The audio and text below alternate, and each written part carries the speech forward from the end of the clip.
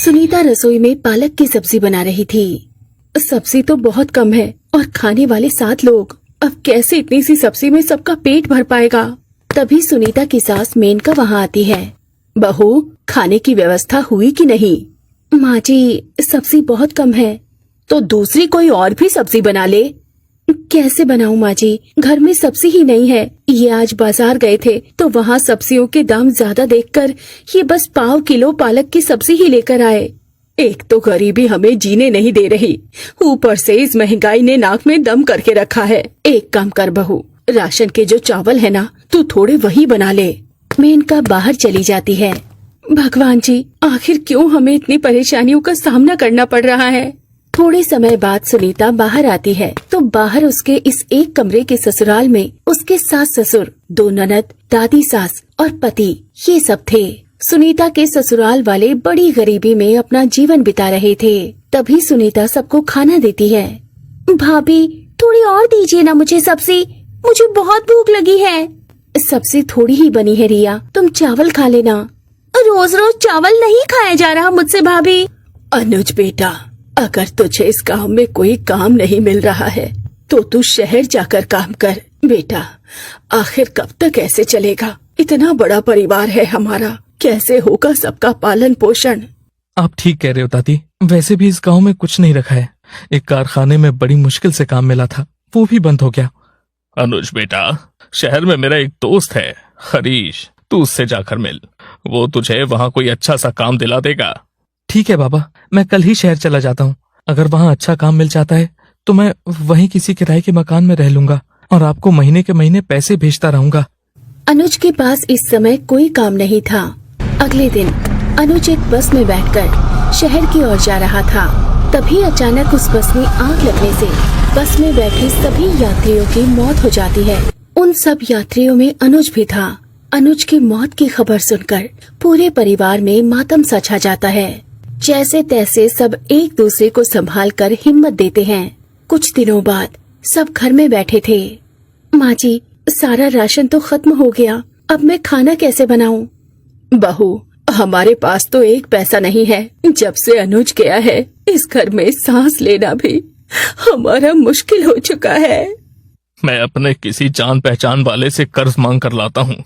नहीं बापूजी, बाद में वो पैसा हमें लौटाना तो पड़ेगा ही ना। मुझे लगता है अब मुझे ही बाहर जाकर कोई काम करना होगा, क्योंकि रिया पायल तो अभी छोटे हैं और आप दोनों बीमारी से परेशान हो।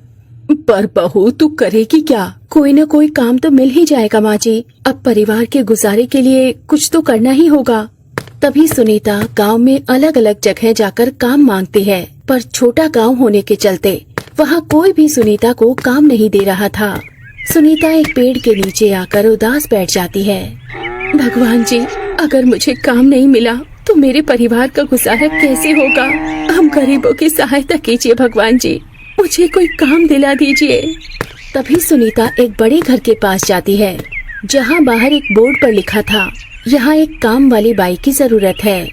लगता है इस घर में एक काम वाली नौकरानी की जरूरत है।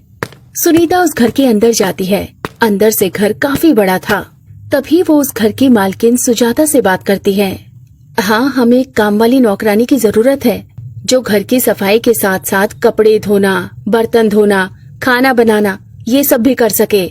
मैं ये सारे काम कर लूंगी सेठानी जी, मुझे काम की बहुत जरूरत है। ठीक है, तो मैं तुझे 2000 रुपए महीना दिया करूंगी, तो कल से काम पर आ जाना। धन्यवाद सेठानी जी। वो मुझे थोड़े पैसे मिल सकते हैं क्या?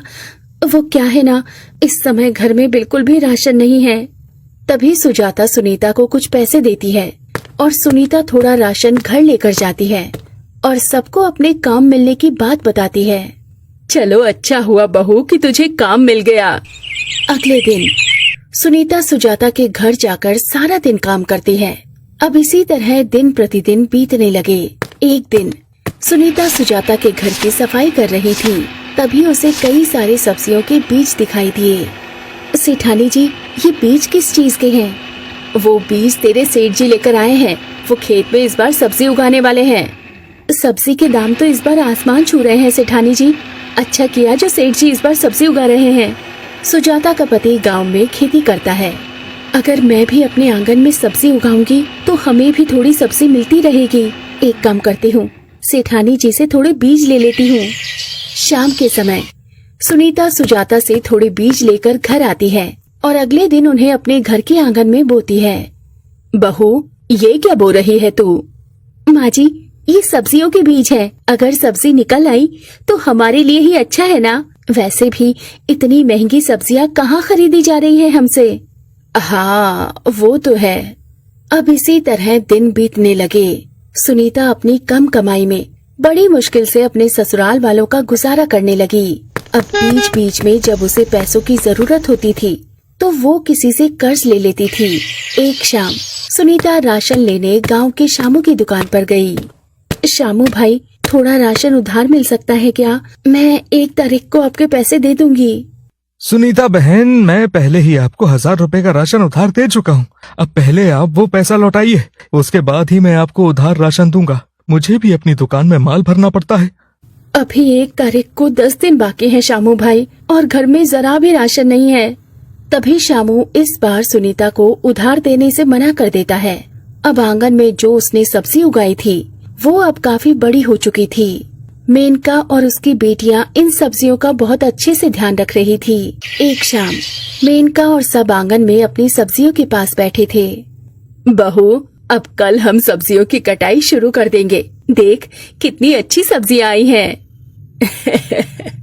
इतनी सब्जियां अगर बाजार में लेने जाए तो हजारों रुपए की आएंगी। बहू, मैं तो कहती हूँ तू हमेशा ऐसे ही सब्जी उगाया कर। कम से कम हमें ताजी सब्जियां तो खाने को मिलेंगी। वो तो ठीक है माँ, पर इन सब्जियों की बहुत देखभाल करनी पड़ रही है। सारा दिन रिया पायल बाहर बैठकर सब्जियों पर नजर रखते जा रहे थे, वरना जानवर आकर इन्हें खा जाते।